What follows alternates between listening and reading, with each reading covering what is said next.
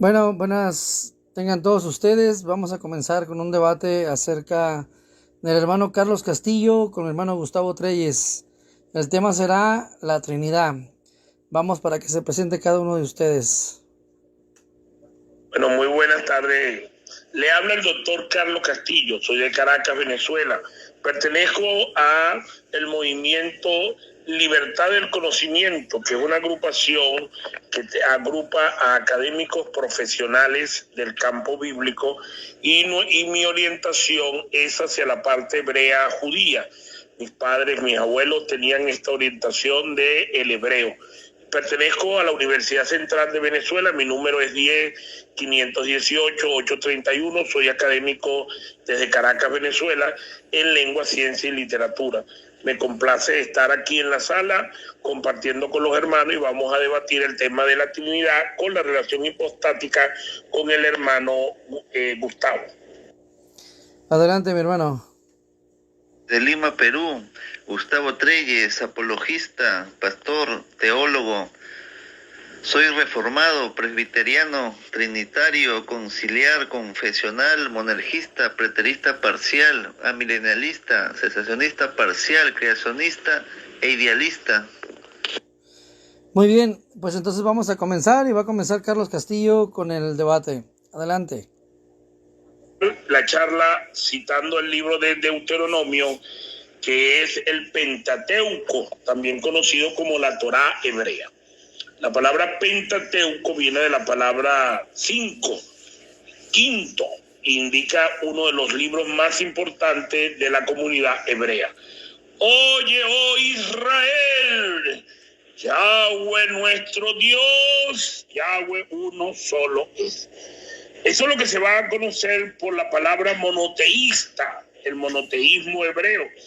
Lo pueden leer en el quinto libro de las Escrituras hebreas, que es el primero del Decálogo, es decir, el primero de los libros judíos que se conocen como el Pentateuco, porque recuérdense que los judíos leían de derecha a izquierda, y nosotros leemos de izquierda a derecha. Yo leía al revés. Entonces el Génesis no es el primer libro, el primero es el Deuteronomio. Oye, oh Israel, Yahweh nuestro Yahweh uno solo es. En el pensamiento hebreo, ellos no eran un pueblo monoteísta al principio, porque recuérdense que ellos habían vivido en una tierra politeísta como era Egipto. Entonces le dice en el Éxodo capítulo 20, yo te saqué de la casa de esclavos, no tendrás otro Dios fuera mí. Claro, porque ellos venían en un pueblo que eran politeístas. Había Dios del agua, Dios de la luna, Dios de la sanidad, Dios del mar. Para todo había un Dios dentro del marco histórico de la civilización egipcia. Entonces Dios se presenta como un Dios único, verdadero, que es lo que se va a llamar monoteísmo. Por cierto que los judíos, los egipcios ya habían tratado este tema con el séptimo hombre llamado Aquelatón del imperio egipcio, el gran emperador, el gran faraón, el faraón de esa tierra. De lo que era el monoteísmo, que por cierto ya lo habían oído del faraón Aquelatón. Aquelatón sacó el monoteísmo egipcio, que era la divinidad de un solo Dios, pero por supuesto era el sol. Mientras que los hebreos sacaron la historia de un solo Dios, el padre de ellos. Entonces Moisés le dijo, ¿y quién eres tú? Bueno, yo soy el Dios de tus padres, el Dios de Abraham, Isaac y de Jacob. Claro, ellos no lo conocían, porque ellos vivían en una tierra que había sido politeísta unos 430 años, y por supuesto ese Dios no lo habían oído jamás. Oír, ¿qué es eso? De hecho, una de las cosas que Moisés le pregunta a ese Dios, ¿quién eres? Y él le dice, según Génesis capítulo 3, yo soy el que soy. Dile a los hijos de Israel, el yo soy se me apareció. Correcto. Se le dan varias señales para que el pueblo creyera, como era una vara que se convertía en serpiente y una mano que se convertía en lepra, se volvía blanca como la nieve. Y estas señales eran para que el pueblo creyera que a Moisés Dios sí se le había aparecido y que no era algo inventado por él. Por cierto, un hombre que había sido criado como uno de los hijos del faraón. De hecho, se dice que Moisés pudo haber sido Ramsés primero, Ramsés, a no ser Ramsés, hermano de Ramsés, era de la corte.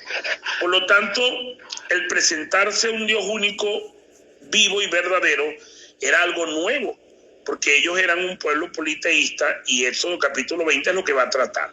No tendrás otros dioses contra mi rostro.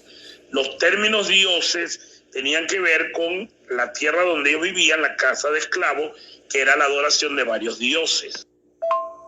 Bueno, la tríada era una cultura egipcia, babilónico y griego muy bien demostrado en la historia. Ellos de hecho tenían dioses en tríada, es decir, Dios estaba compuesto en una tríada de dioses. De hecho, la misma palabra Elohim es un plural, no significa Dios en singular, significa dioses. Desde el punto de vista hebreo, era para demostrar la excelencia, la majestad y la divinidad del ser. Yo soy Dios, yo hago todas las cosas, doy el bien, doy el mal, fuera de mí no hay Dios. Eso es exactamente lo que dice Isaías capítulo 45, versículo del 5 al 7. Es decir, Dios se presenta como un Dios único y verdadero, y un Dios que lo hace todo, el bien, el mal, la fuente de todo es Dios. Entonces, desde el punto de vista histórico, el Dios verdadero se presenta en forma de unidad. Ahora la pregunta es, ¿pero por qué dice Juan capítulo 1, versículo 1, y llama el verbo era Dios y Dios se convirtió en carne? Bueno, porque esta es la unión hipostática. La unión hipostática es griega, y Juan está escribiendo para los griegos. Los griegos sí podían entender la unión hipostática, que era Dios y las distintas divinidades o naturaleza de Dios. Dios podía tener naturaleza humana y la naturaleza divina. Por eso en el Nuevo Testamento, escrito para los griegos, se compone de triadas de dioses y de divinidades. Evidentemente, están hablando de la unión hipostática, una creencia que es 100% griega. Eso es filosofía griega. El verbo estaba con Dios y el verbo era Dios. Sí, pero ¿quién lo está diciendo? Juan. ¿Dónde lo escribió? En Turquía. ¿Para qué año? Para el año 100. ¿Y en qué idioma lo escribe? En griego. Me están diciendo que tengo un minuto y ya voy a terminar entonces. Ustedes pueden ver en la Enciclopedia Británica, tomo 2, página 1234, donde se habla de la relación hipostática en el asunto de Dios. Los griegos eran los que tenían la creencia que Dios estaba dividido según el parámetro de la divinidad.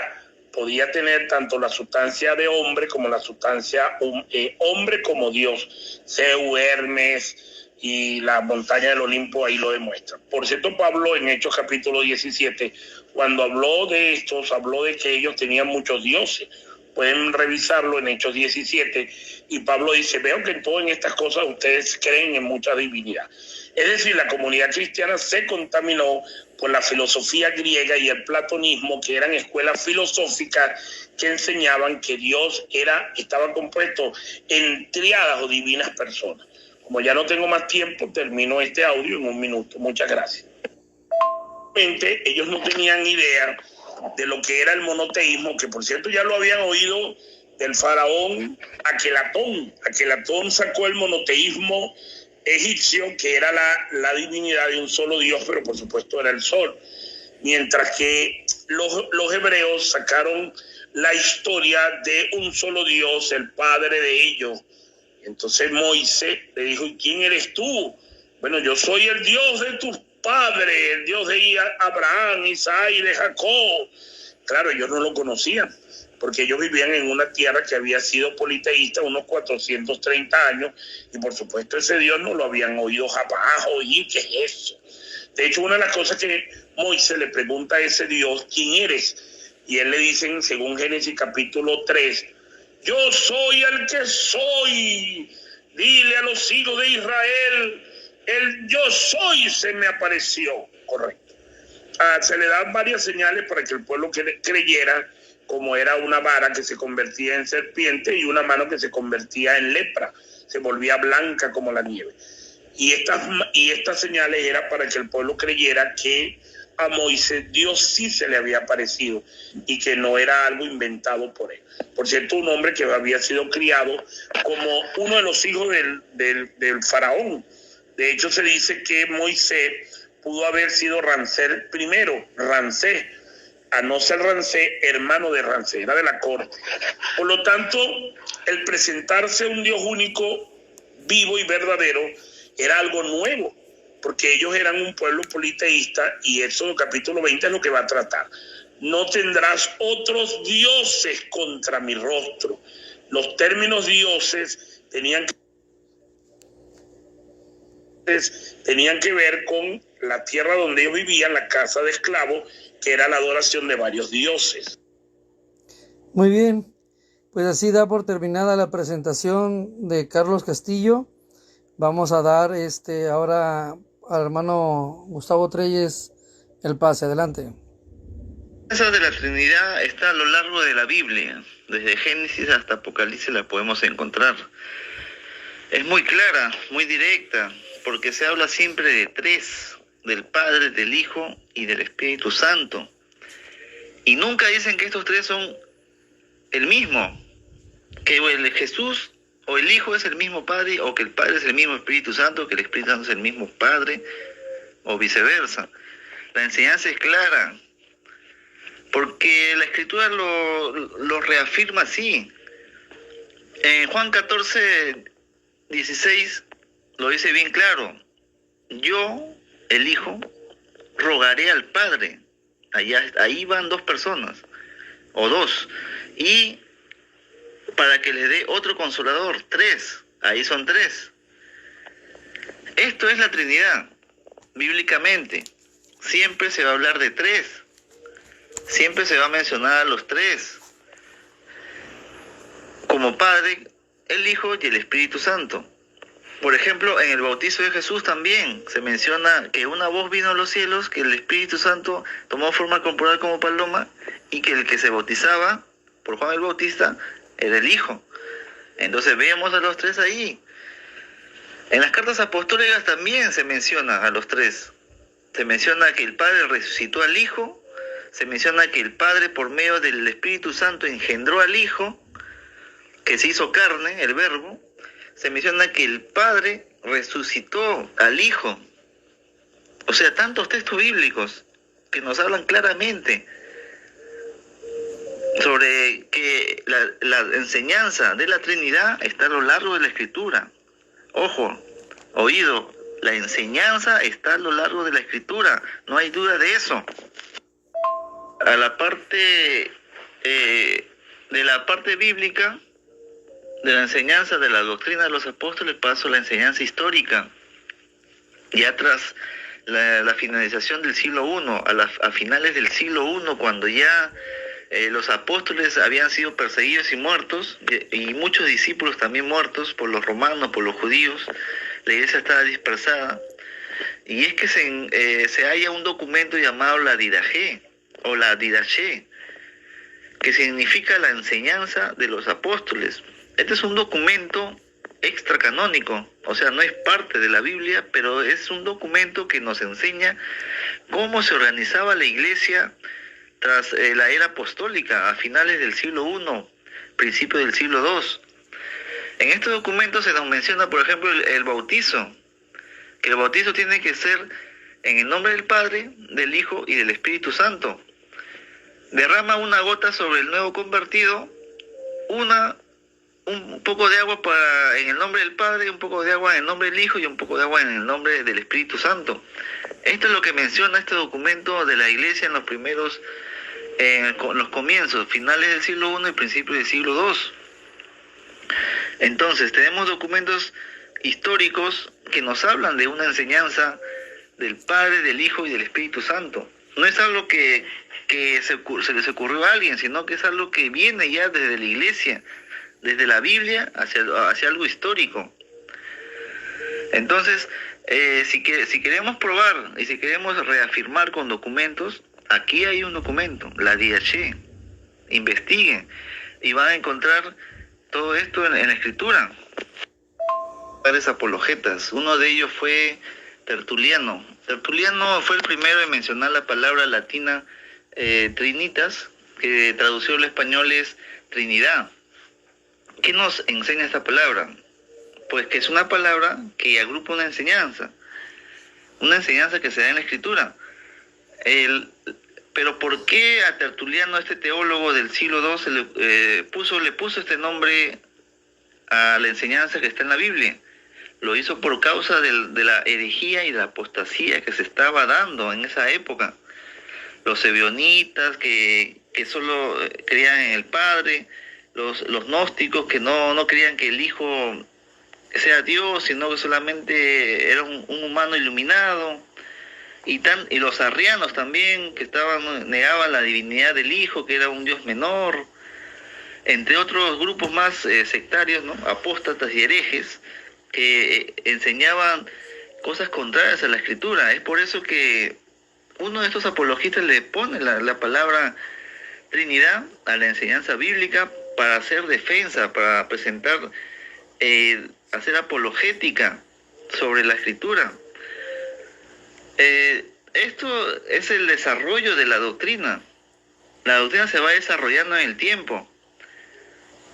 Por eso pasa de ser en el tiempo apostólico, pasa a pasar ya al tiempo de la apologética, en los comienzos de la iglesia. Pero Tertuliano no era católico romano, no era parte del Vaticano. Ese es un gran error. Tertuliano era católico. Pero católico, ¿por qué? Porque la palabra católico es universal y la escritura es universal. Dios da su evangelio, es universal. Es por eso, no es porque sea del Vaticano, del Papa, no tiene nada que ver eso. Enseñanza conciliar de la iglesia. Ya hablamos un poco de lo que es la base bíblica, a la base histórica, y ahora pasamos a la base de los concilios. Estos concilios, como la misma palabra indica, son para debatir y para conciliar la doctrina de manera uniforme, para que no haya dudas, para que no haya confusiones, y sea declarada oficial por la iglesia una enseñanza, y se dogmatice para que no sea adulterada, no sea atacada, no sea utilizada o manipulada para fines conspiranoicos o diversos fines que se le puedan atribuir grupos sectarios, grupos herejes. Entonces, por causa de esto es que se hacen los concilios. Uno de esos primeros concilios fue el concilio de Nicea. El concilio de Nicea fue para reafirmar y confirmar la consustancialidad del Hijo con el Padre, de que el Hijo es de la misma naturaleza, de la misma sustancia que el Padre, que el Hijo no es inferior como un Dios menor, como decían los arrianos, o que el Hijo es un simple hombre, como lo decían otros, o que el Hijo no vino en carne, como decían los gnósticos, sino que el Hijo es consustancial con el Padre, tiene los mismos atributos que el Padre, es de la misma naturaleza, por lo tanto es Dios. Para eso se hizo el concilio de Nicea. Esto se confirmó en el concilio de Constantinopla, el primer concilio donde ya se incluye, como dije, el desarrollo de la doctrina, se incluye al Espíritu Santo, declarándose a Dios. La enseñanza de la Trinidad, pero ya ahora en las confesiones. Esto sería ya confesional.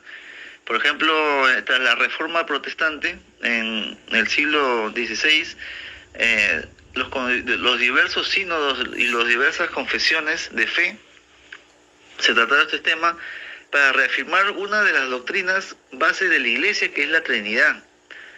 Aquí no pueden haber posturas, no pueden haber que yo opino así, yo opino de esta forma, como sí se puede hacer en escatología, como sí se puede hacer tal vez en la soteriología, que hay diversas posturas, ¿no? Del arrebatamiento, o también posturas en el diezmo, en las lenguas, ¿no? Hay posturas. los cesacionistas, los continuistas, ¿no? Ahí puede haber posturas, pero en cuanto a lo que es la doctrina base de la iglesia, no puede haber una postura, porque es un dogma de fe, es una enseñanza de la iglesia, como les dije, histórica, bíblica, histórica, conciliar y ahora confesional, como las confesiones reformadas que ratificaron que la Trinidad es una enseñanza correcta, una enseñanza bíblica, una enseñanza que concuerda totalmente con la Escritura, y que la palabra es para agrupar una enseñanza que está a lo largo de la Escritura. Entonces, no puede haber dudas de que la Trinidad es la base, una de las bases del cristianismo, que si es atacada, entonces quiere decir que estos que atacan son los enemigos de la iglesia. No puede haber postura, son enemigos de la iglesia, todos esos que atacan la Trinidad. Es por eso que se hicieron estos concilios. Un poco sobre Daniel, ¿no? Ya hablé sobre la historia, hablé un poco de Biblia, ahora quiero hablar un poco sobre la teología. El libro de Daniel habla bien claro sobre el Hijo del Hombre. ¿Cuándo se cumple el libro de Daniel? Pues se cumple en la venida de Jesucristo, que nace como el Hijo del Hombre.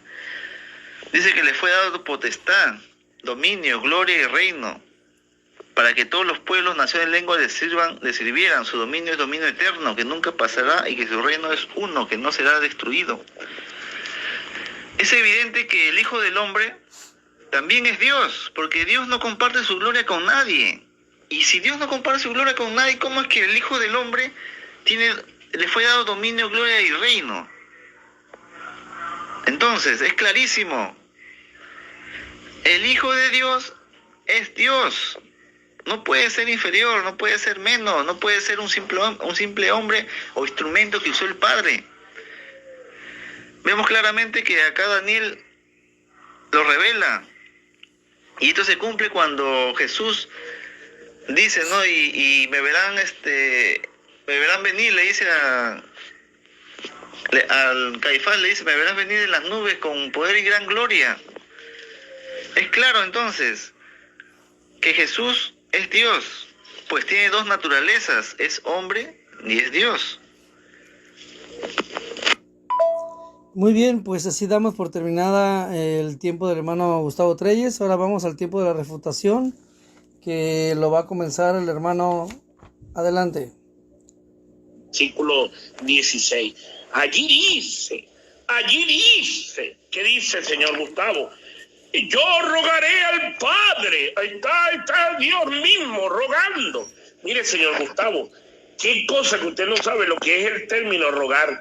Yo me quedo sorprendido que usted dice que sea un estudioso y usted no sabe qué significa la palabra rogar. Rogar viene de suplicar, implorar, humillarse.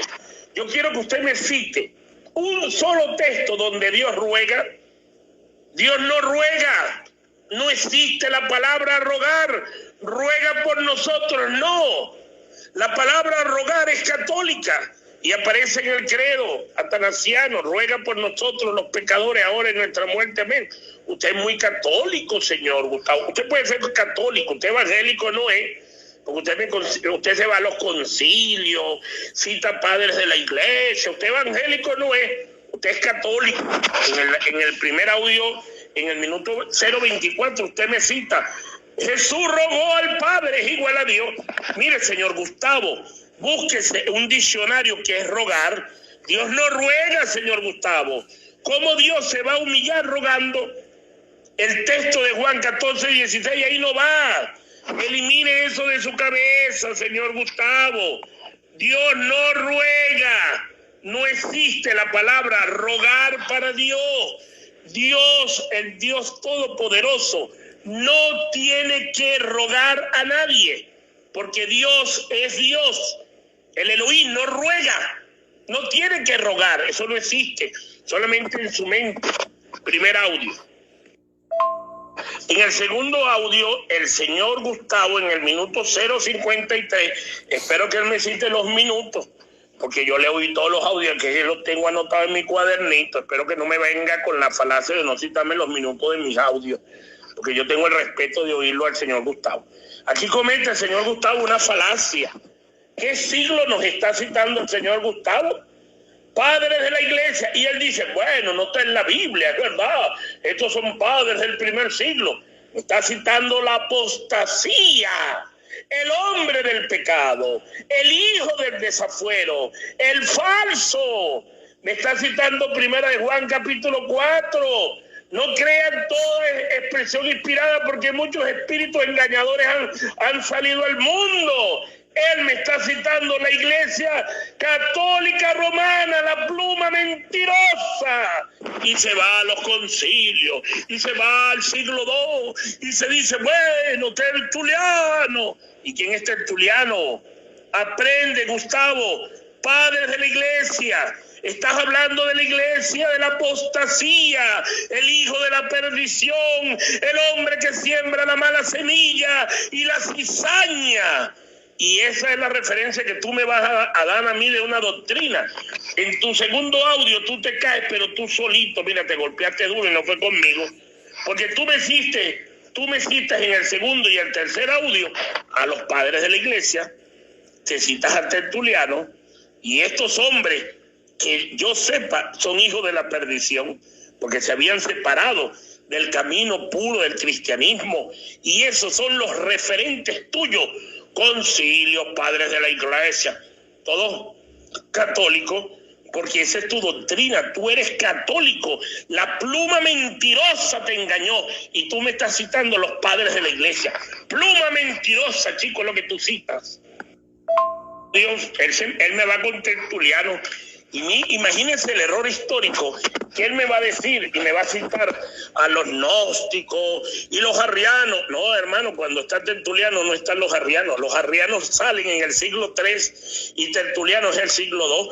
Por cierto que Tertuliano no creía en la Trinidad, no habló de la Trinidad, él creía en la dualidad, la unión hipostática, Dios en dos naturalezas, que por cierto ya te demostré que eso es griego.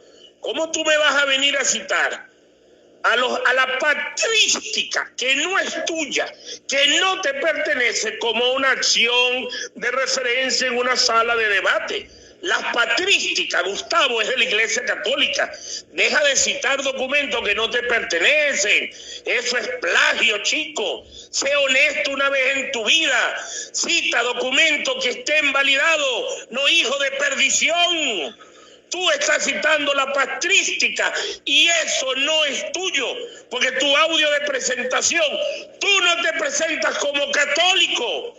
Si tú no eres católico, no tienes autoridad en esta sala, no tienes autoridad para citarme las patrísticas, porque eso no te pertenece a ti. Ahora, si tú dices, yo soy católico, yo te acepto la patrística, porque eso es parte de tu fe, pero deja el aguaje, deja la mentira, falso, de citar la patrística que no es tuya. Los padres de la iglesia no es tuyo, eso es una mentira tuya. Tú estás citando algo que no te corresponde. Las patrísticas me lo citaste en el segundo y tercer audio. Falso. Eso es católico, hijo de perdición, hijo de la destrucción, hijo del desafuero, hombre de perdición es lo que tú me estás citando. Y tú tienes el descaro de decir, bueno, eso no está en la Biblia, pero son los padres de la iglesia. Por Dios.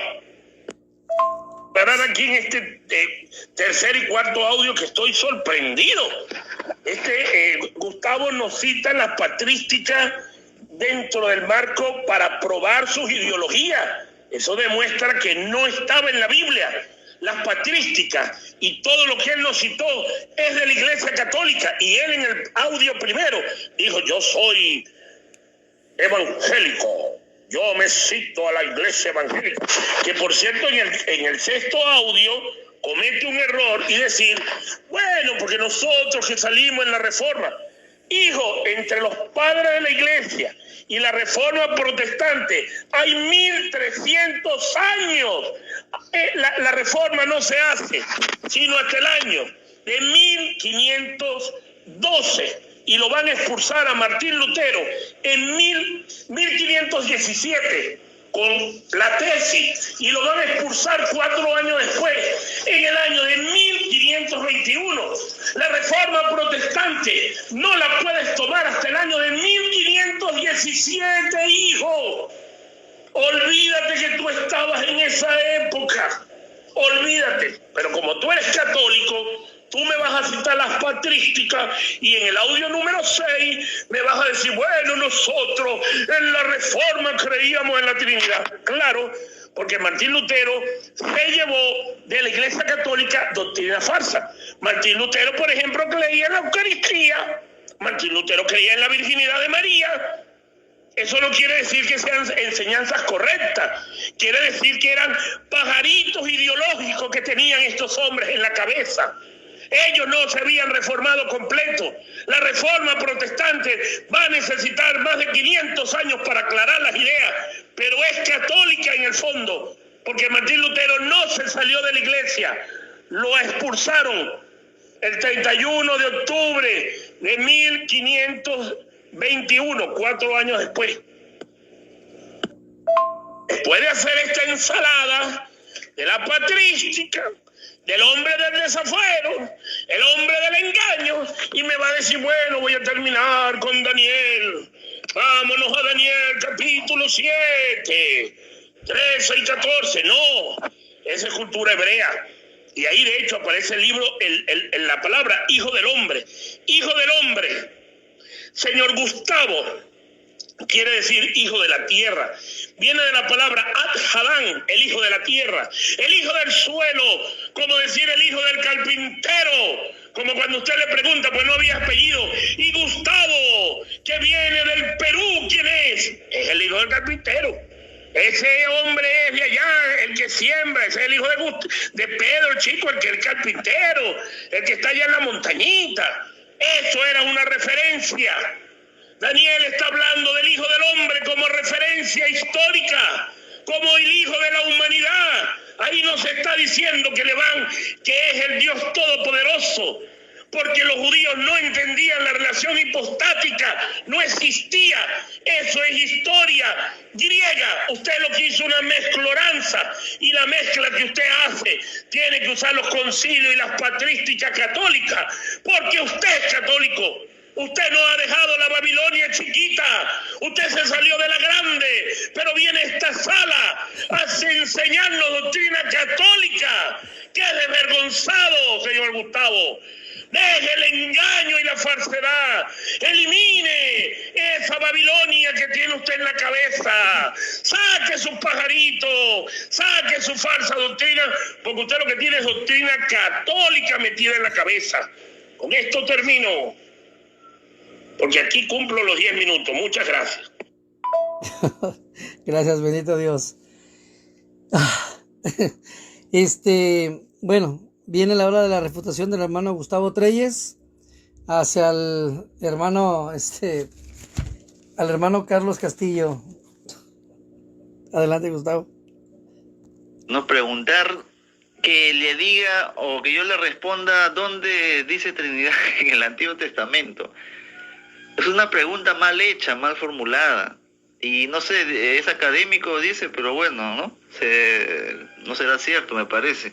Porque la palabra Trinidad es una palabra latina, no es una palabra hebrea para que aparezca en el hebreo. Es ilógico la pregunta. Y cuando se cita a el Shema de Deuteronomio 6:4, dice, oye Israel, y tienes que darte cuenta y aprender acá. En el hebreo, Ejad dice, significa unidad. No significa otra cosa. No significa unidad compuesta tampoco, eso es algo falaz. Significa unidad. Ejad significa unidad. La palabra hebrea Ejad significa uno, significa unidad. Porque hay 3 palabras para definir uno. Aleph, Yahid y Ejad. Acá en el hebreo, Ejad de 6:4 que citó acá el compañero, lo hace muy mal. ¿Por qué? Porque él piensa que ahí solamente habla del Padre. Cuando bien claro el texto dice, Dios es uno. Dice Dios, dice amigo, aprende a leer. Aprende a leer, dice Dios, no dice el Padre es uno, dice Dios es uno. ¿Y quién ese Dios que es uno? ¿Por qué es una naturaleza? Es un solo atributo, eterno, santo, todopoderoso, omnipotente, todo lo sabe, todo lo ve, omnisciente, sempiterno, y todos los atributos que están a lo largo de la Escritura. En ningún momento dice que Dios es una sola persona o un solo sujeto, sino dice que Dios.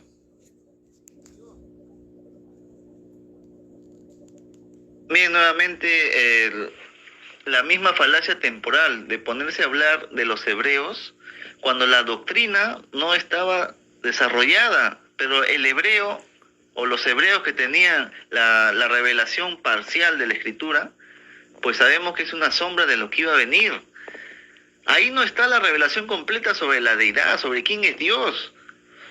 ¿O acaso cuando Dios se muestra a Moisés, se muestra a Abraham, que le está enseñando que cuál es su naturaleza, que son el Padre, el Hijo y el Espíritu Santo? ¿Acaso le está hablando de eso? Le está revelando cuántos sujetos hay en la deidad, cuántos sujetos hay en la divinidad. No le está revelando eso. Pero acá acá el compañero representa a muchos grupos como los mesiánicos, los falsos mesiánicos, los arrianos, que son los testigos de Jehová, y todos esos enemigos de la Trinidad. Siempre toman estos textos del Antiguo Testamento para tratar de justificar una falsa enseñanza de que el Padre es un solo, o que Dios es un solo sujeto, cuando no. Ahí no está la revelación completa. La revelación completa la vamos a encontrar en el Nuevo Testamento, cuando el Verbo se hizo carne. Ahora, Juan le está escribiendo en griego y está mostrando y revelando que ese Verbo no solo es la palabra, sino que es un alguien que se hace carne. Y eso se confirma en Filipenses. En Filipenses dice que el Hijo tomó forma de siervo, se humilló a sí mismo, tuvo un sentir, y ese sentir fue el de adquirir naturaleza humana.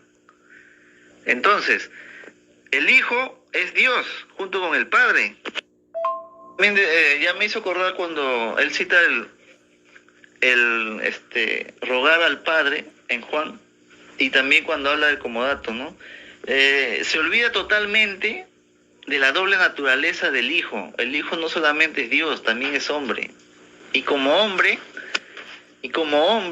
va a rogar al Padre, porque todavía no había sido glorificado, todavía no había hecho su obra.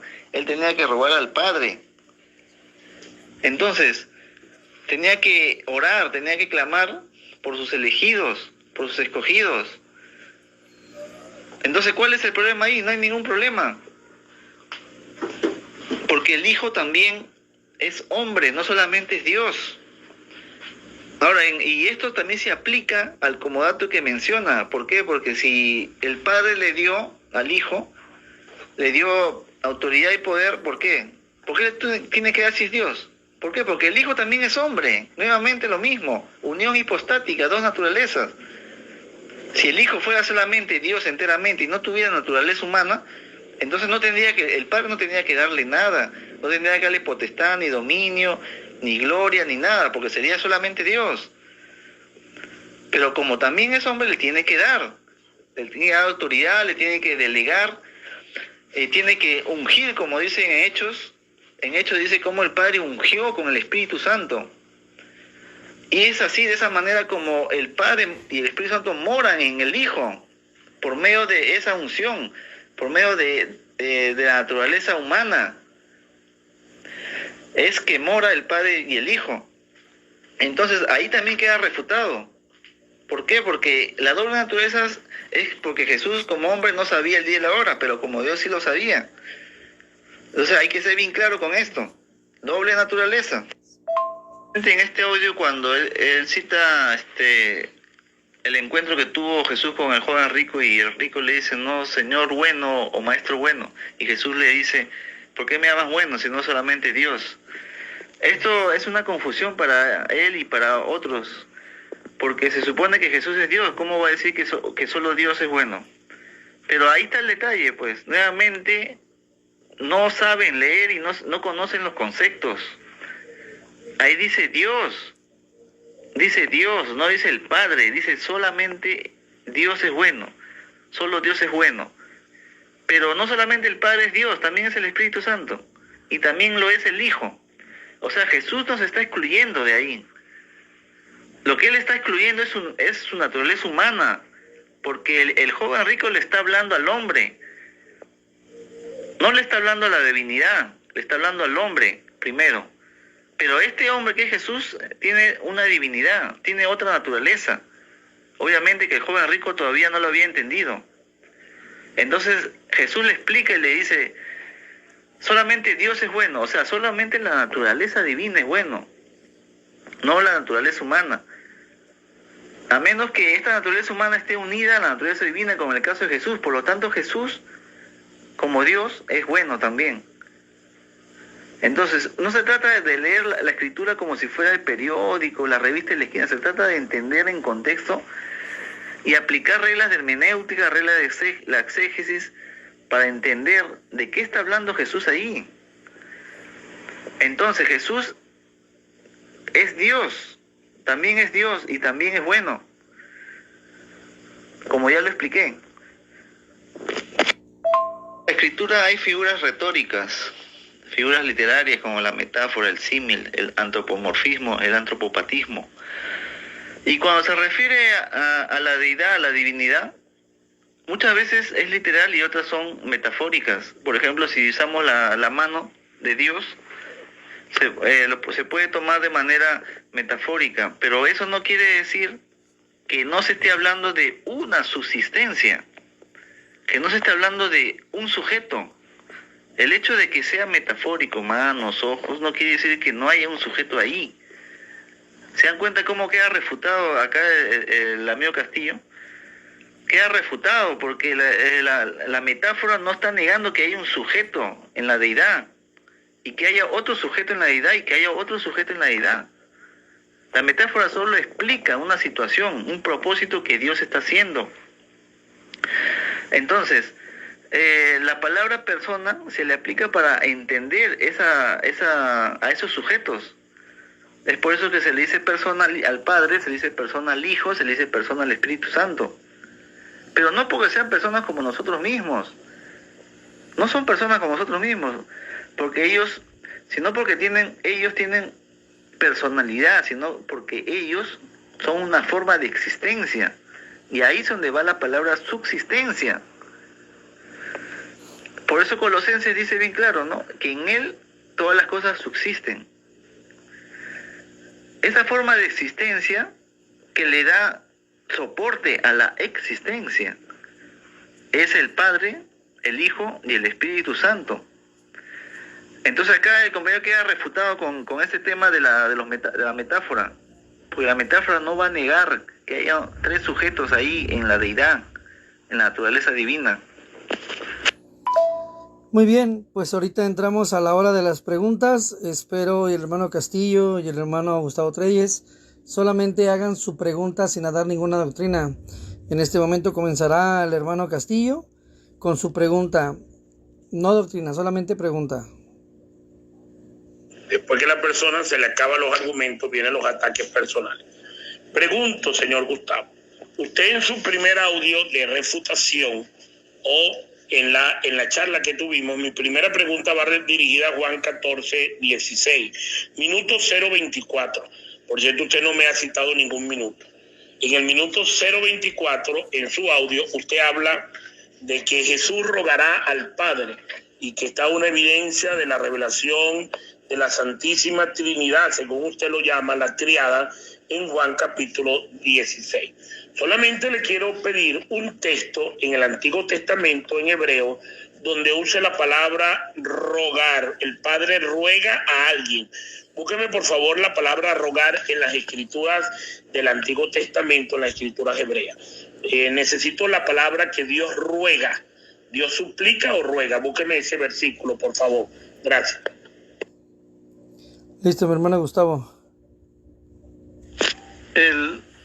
El texto bíblico de Juan está hablando de que el Hijo con naturaleza humana, como ya lo expliqué, está rogando al Padre por los escogidos, para que envíe el Padre al Consolador, ya que él, como dice 1 Corintios 8, del Padre proceden todas las cosas. Del Padre procede el Hijo y el Espíritu Santo. Uno por engendramiento, que es el Espíritu Santo, y otro por procedencia, que es el Espíritu Santo. Uno por engendramiento, que es el Hijo, y uno por procedencia, que es el Espíritu Santo. Entonces, si la pregunta es que Dios o el Padre ruega, es una pregunta que no tiene sentido, porque a menos que sea el Hijo, porque el Hijo también es hombre. En cambio, el Padre no es hombre, no tiene naturaleza adquirida de naturaleza humana. El Padre es enteramente espíritu. Entonces el Padre, como no tiene naturaleza humana, no se humilló, como dice Filipenses 2, haciéndose hasta lo sumo y como un siervo sufriente. Entonces el Padre no puede rogar, no puede pedir a nadie, pero sí lo puede hacer el Hijo, porque el Hijo fue el que tuvo el sentir y se humilló a sí mismo y fue exaltado. Y es por eso que él sí podía rogar, él sí podía orar, él sí podía clamar, suplicar, interceder. Y bueno, sí lo hace hasta ahora también, ¿no? Lo mismo lo hace el Espíritu Santo. En Romanos 8 dice que el Espíritu Santo intercede por nosotros con gemidos indecibles. Porque esa es su procedencia. Ese es su ministerio, su labor. Ya que la iglesia está establecida. Bien, ahí está la respuesta del hermano Gustavo Treyes. El hermano Gustavo Treyes hace su primera pregunta hacia el varón. Adelante. El tema de hoy en este debate es la Trinidad. Y yo le pido acá a Carlos Castillo que defina el término técnico teológico Trinidad. ¿Qué significa ese término técnico teológico? Ya que solo tiene una definición. No tiene ni 2, ni 3, ni 5, ni 20 definiciones. La pregunta es clara y directa. ¿Qué significa el término técnico teológico Trinidad? Adelante, hermano Carlos Castillo, solamente la respuesta. La Trinidad es el concepto de la denominación católica en el 325, que Dios es Padre, Dios es Espíritu, hasta allí. La Trinidad no es un concepto desarrollado en el 325 porque no se habló de el Espíritu o la neuma, se habló de Padre, Hijo y Sabiduría. Vamos a necesitar el 382 concilio de Constantinopla para hablar de la neuma o Espíritu Santi. La doctrina define a Dios en 3 divinas personas, cosa que yo no acepto porque Dios no es persona. Primero, es un espíritu, una neuma.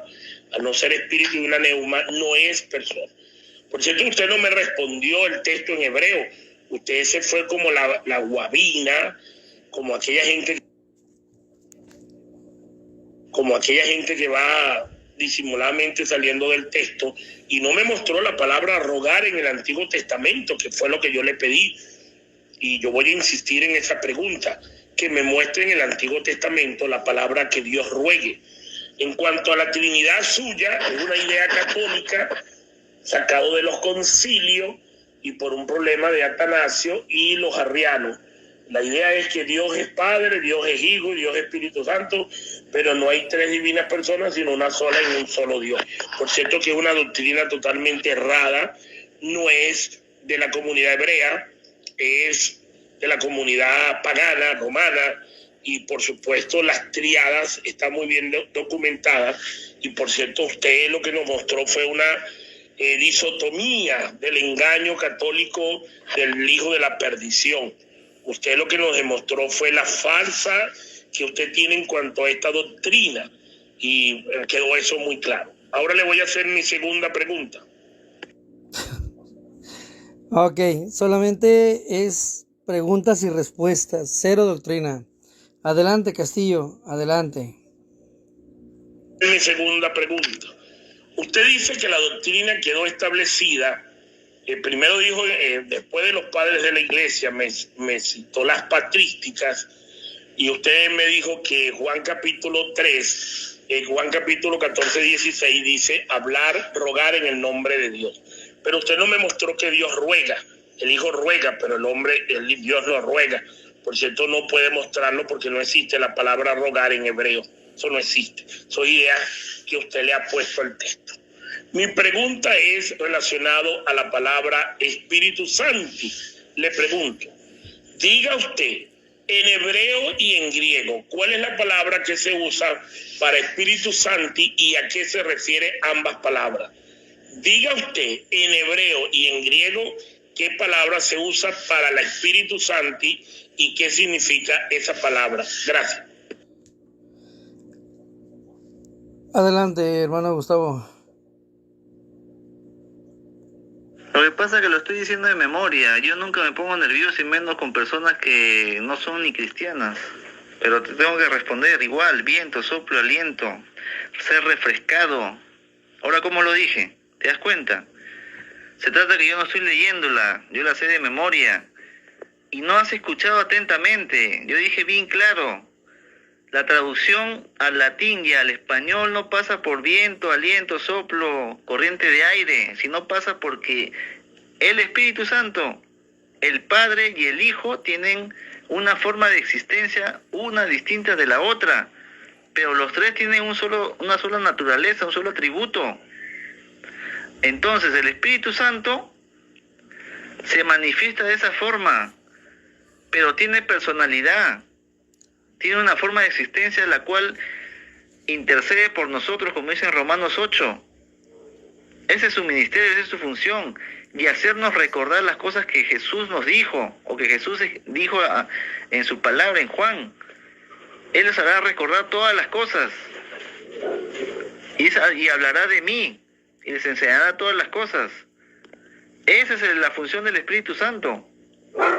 Entonces la traducción no pasa porque es viento, aliento, sino pasa por la personalidad del Espíritu Santo, su capacidad de discernir, su capacidad de enseñar, de guiar, de interceder, de corregir, de prohibir, como le hizo Pablo, por ejemplo, le prohibió ir a Misia, o sea, las misiones en ese lugar.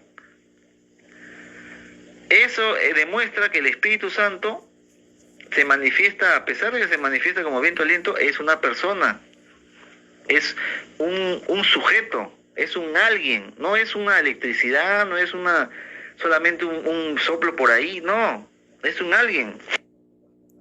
Muy bien, seguimos con la segunda pregunta de mi hermano Gustavo Treyes y la última. Adelante, mi hermano. Si Dios en Isaías dice que no comparte su gloria con nadie, ¿por qué en Daniel dice que el Hijo del Hombre se presentó delante del anciano y el anciano de día y le fue dado poder, gloria y dominio y potestad? Si el Hijo del Hombre no es Dios y Dios no comparte su gloria, ¿cómo es que Dios le da gloria al Hijo del Hombre? Adelante, hermano Castillo, Carlos. En el origen de los términos.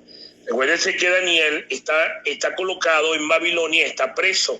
Uno de los grandes problemas que tenemos en la diáspora judía es que ellos van a escribir durante su época de cautiverio y Daniel está escribiendo en un momento que está preso. Probablemente los escritores posteriores, como dice Jeremías capítulo 8, versículo 8, cambiaron el texto con la pluma mentirosa. ¿Qué dice el texto? Ustedes dicen, la palabra del Yahweh está con nosotros. Y le dice Dios mediante el profeta, no es la palabra de Yahweh, es la pluma mentirosa de los escribas. Evidentemente, un hijo del hombre no se puede ir a acercar en el cielo para recibir gloria ni poder. Analícelo, la palabra hijo del hombre de Daniel capítulo 7 está diciendo en hebreo, Ad-Hadán. Ad-Hadán se presentará en el cielo y recibirá gloria, poder y potestad. Evidentemente están malinterpretando el texto y es probable que haya sido copiado mal dentro de los manuscritos o hayan sido cambiados. Mi respuesta es: Dios no comparte su gloria con nadie. ¿Por qué Daniel capítulo 7 lo dice? Porque fue adulterado por la pluma mentirosa de los escribas en su época de traducción. Eso es pluma mentirosa. Jeremías capítulo 8, versículo 8. Bueno, pues así damos por terminado el debate. Recuerden que este debate es un audio debate por WhatsApp y los audios han sido grabados, pero esto es para edificación y gloria y honra para el Señor. Y pues en la mano están ustedes para descifrar y apuntar los textos bíblicos de tanto de ambos oponentes y sacar su propia conclusión. Esto es los audiodebates para el grupo del Peso de la Verdad, para que todos ustedes sean edificados. Bendiciones, y así terminamos con el debate. Hasta pronto.